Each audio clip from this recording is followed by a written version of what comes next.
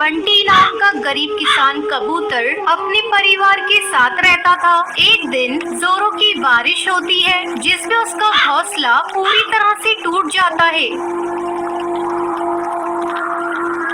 तब वो अपनी पत्नी टूनी से कहता है, टूनी चलो जंगल चलकर लकड़ी लाते हैं, फिर हम सब मिलकर लकड़ी का घर बनाएंगे।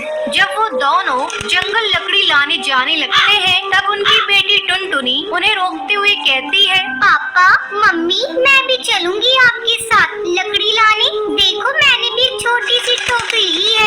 बेटा तू जंगल जाकर क्या करेगी, हम दोनों तो जा ही रहे हैं। तू यहीं रहकर गोलू का ध्यान रख। तू देख रही है ना अपना घोंसला टूट गया है। शाम होने से पहले जल्दी लकड़ी लाना है, घर भी तो बनाना है। ठीक है माँ आप लोग जाओ, मैं गोलू का ध्यान रख लूंगी। बंटी और टूनी जंगल लकड़ी लेने चले जाते हैं और टुनटुनी अपने भाई गोलू को संभाल रही थी। तभी गोलू जोर जोर से रोने लगता है। मत रो गोलू, मैं अभी तेरे लिए दाना लेकर आती हूँ। तुझे भूख लगी है ना, तो थोड़ी देर रुक, मैं दाना लेकर आती हूँ। टुनटुनी अपने भाई के लिए दाना लेने जाती है, तभी जंगली बिल्ली गोलू पर हमला कर देती है। गोलू जोर जोर से रोने लगता है। जब टुनटुनी दाना लेकर आती है तो वो देखती है कि उसका भाई बुरी तरह से जख्मी पड़ा है और वो अपनी माँ टूनी को पुकारने लगती है। माँ देखो ना गोलू को किसी जख्मी कर दिया। माँ कहाँ हो, माँ जल्दी आओ। तभी बंटी कबूतर और टूनी लकड़ी लेकर वहाँ आते हैं। बेटा तू क्यों रो रही है, क्या हो गया? माँ किसी ने गोलू को घायल कर दिया है। बंटी जल्दी चलो गोलू को डॉक्टर के पास ले चलते हैं। लगता है किसी जानवर ने इस पर हमला कर दिया है। हाँ टूनी पहले गोलू को डॉक्टर के पास ले चलते हैं, फिर हम लोग लकड़ी का घर बनाएंगे। गोलू की हालत देखकर डॉक्टर उन्हें बताती है, जब बच्चे को किसी जानवर ने घायल किया उस समय आप लोग कहाँ थे? ये बच्चा पूरी तरह जख्मी है। डॉक्टर साहब हमारा घर टूट गया था, इसलिए हम लोग लकड़ी लाने के लिए जंगल गए थे ताकि एक लकड़ी का घर बनाकर उसमें आराम से रह सके। ठीक है, मैं बच्चे को सुई लगा देती हूँ। समय समय पर आकर आपको इसको सुई लगवाते रहना है, ये जल्दी ठीक हो जाएगा।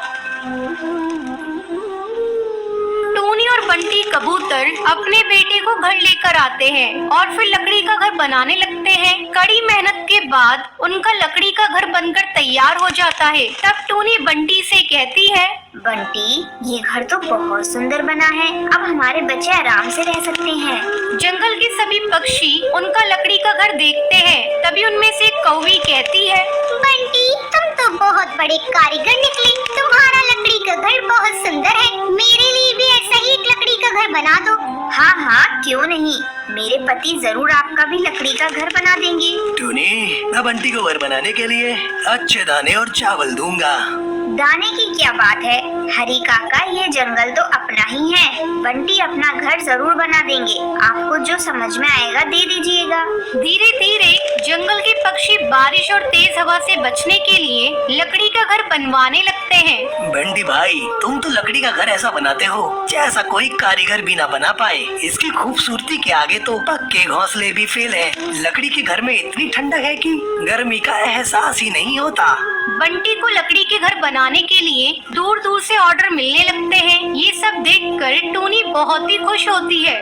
बंटी हमारा लकड़ी का घर बनाना लकी साबित हुआ, आपको एक अच्छा काम मिल गया। टूनी और बंटी कबूतर अपने बच्चों के साथ खुशी खुशी अपना जीवन बिताने लगते हैं। बंटी कबूतर की माँ बबली कबूतरी पर बैंक का बहुत सारा कर्ज हो जाता है, जिसको चुकाने के लिए वो अपने बेटे बंटी कबूतर की शादी काली और अमीर चिड़िया टूनी से कर देती है। एक दिन वो टूनी चिड़िया से कहती है, ओ काली कलूटी बहू जरा इधर आ, कहाँ मर गई है? आवाज सुनाई दे रही है या नहीं? टूनी चिड़िया जल्दी से वहाँ पर आती है। क्या हुआ माँ जी, आप इतना चिल्ला क्यों रही हैं? बताइए क्या काम है माँ जी? जा मेरे लिए अदरक वाली चाय बनाकर लेकर आ और जरा दूध अच्छे से डालना। अपनी जैसी काली शक्ल की चाय बनाकर मत लाना जिसे देखकर मुझे उल्टी हो जाए। जा खड़ी होकर यहाँ पर मेरी शक्ल क्या देख रही है? टूनी चिड़िया अपनी सास की बात मानकर किचन में चाय बनाने के लिए चली जाती है। थोड़ी देर बाद वो चाय बनाकर लाती है। माँ जी,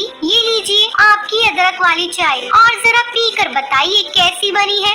बबली कबूतरी चाय पीकर खुश होते हुए कहती है, बहू तूने चाय तो बहुत अच्छी बनाई है। तेरा रंग रूप जैसा भी हो, पर चाय तूने बहुत अच्छी बनाई है। ये हुनर तेरे अंदर बहुत ही अच्छा है। ऐसे ही काफी दिन गुजर जाते हैं। अचानक से एक दिन बबली कबूतरी की पड़ोसन सुंदरी कौवी उसके घर आती है और उससे कहती है, अरे बबली कबूतरी, तेरे बेटे की शादी हुए 1 महीना गुजर गया, तूने अभी तक बहू की मुंह दिखाई नहीं की। बहू की मुंह दिखाई करने का इरादा है भी या नहीं तेरा?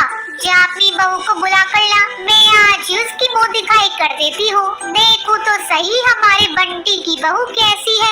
क्या बताऊं सुंदरी कौवी, मेरी बहू तो अभी बाजार गई है। आने में उसे अभी 2-3 घंटे लगेंगे। तुम फिर कभी मिल लेना। तो ठीक है, मैं यही बैठती हूँ। कौन सा मेरे घर पर काम पड़ा है, आज तो बहू से मिलकर ही जाऊंगी। अच्छा तो बैठो सुंदरी कौवी, मैं तुम्हारे लिए पानी लेकर आती हूँ। बबली कबूतरी पानी लेने के बहाने से अपनी बहू टूनी चिड़िया के कमरे में जाती है। देख टूनी चिड़िया, नीचे मेरी पड़ोसन सुंदरी कौवी आई है तेरी मुँह दिखाई करने के लिए, और मैं नहीं चाहती वो तेरी मुँह दिखाई करके पूरे जंगल में मेरी बदनामी करे। माँ जी, अगर वो मेरी मुंह दिखाई कर देंगी तो इसमें आपकी बदनामी कैसे होगी? चुप कल मुही, तूने अपना चेहरा कभी आईने में देखा भी है नहीं? ऐसा लगता है जैसे काला भुजा हुआ कोयला है। खबरदार, जब तक मैं ना कहूँ तो अपने कमरे से बाहर मत निकलना। बबली कबूतरी पानी लेकर सुंदरी कौवी को देती है। ये लो सुंदरी कौवी, पानी पी लो। मैंने कहा ना, तुम कब तक मेरी बहू का इंतजार करोगी? उसे काफी देर लगेगी आने में। अच्छा बबली कबूतरी, मैं चलती हूँ। इसी तरह 2 हफ्ते गुजर जाते हैं। अचानक एक दिन सुंदरी कौवी अपने साथ जंगल की कुछ चिड़ियाओं को लेकर बबली कबूतरी के घोंसले में पहुंच जाती है। वो उसका दरवाजा बजाती है। उस समय बंटी और बबली लंच कर रहे थे। अरे टूनी चिड़िया, जरा दरवाजा खोल कर देख तो लो कौन आया है। टूनी चिड़िया दरवाजा खोलती है। लगता है बबली ने नई नौकरानी रख ली है। टूनी बहू, कौन आया है?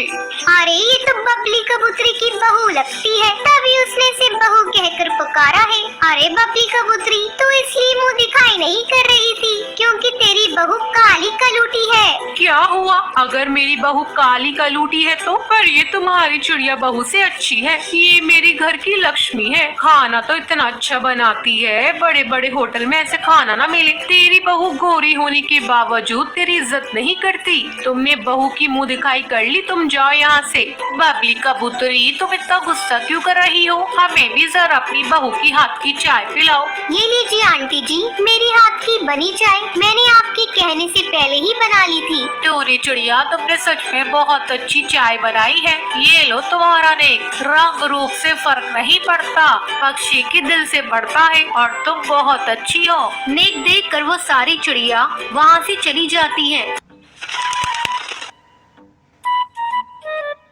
नदी किनारे एक जंगल में टूनी चिड़िया का परिवार रहता था। वो लोग सीधे साधे थे। टूनी चिड़िया की बहू मुनमुन पढ़ी लिखी और खूबसूरत भी थी। उसे सजने संवरने और मेकअप करने का बहुत शौक था। टूनी की एक बेटी बुलबुल भी थी। वो दिखने में बहुत ही साधारण थी। एक दिन, बहू, ये क्या दिन भर अपने चेहरे पे लीपा पोती करती हो? ढंग से घर का काम कर लिया करो, दिन भर अपनी ही ब्यूटी संभालने में लगी रहती हो। मम्मी, मैंने घर का सारा काम कर तो दिया है, अब थोड़ा समय अपने लिए भी निकाल कर कुछ मेकअप कर लेती हूँ तो आपको क्या परेशानी होती है? वैसे भी मैंने मेकअप का कोर्स किया है, अगर मैं अपना भी मेकअप नहीं करूँगी तो सारा कुछ भूल जाऊंगी। कितना अच्छा होता मम्मी अगर मैं यहाँ एक ब्यूटी पार्लर खोल लेती, घर में अच्छे खासे पैसे आने लगते, मोहल्ले की जो चिड़िया इधर उधर जाती है वो मेरे पास आ जाती। तुमसे जरा सा क्या कह दिया, तुम तो भाषण ही देने लगी। ये कहकर टूनी चिड़िया वहाँ से चली जाती है। एक दिन बुलबुल मुनमुन से कहती है, भाभी, तुम कितनी सुंदर लगती हो और तुम्हारी पर तो एकदम चमकीले हैं। काश भाभी मैं भी तुम्हारी तरह सुंदर होती। क्या करूं दीदी, मैं आपको भी सुंदर बनाना चाहती हूँ, लेकिन मम्मी तो मुझे करने ही नहीं देती। और क्योंकि तुम जानती हो मैंने ब्यूटिशियन का कोर्स